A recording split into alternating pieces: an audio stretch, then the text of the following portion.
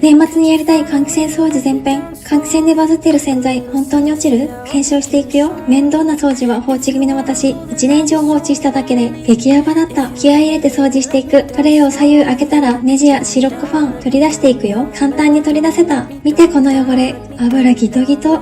まずはこの洗剤、全体にスプレーして5分放置。こびりつきの汚れには歯ブラシでこすっていく。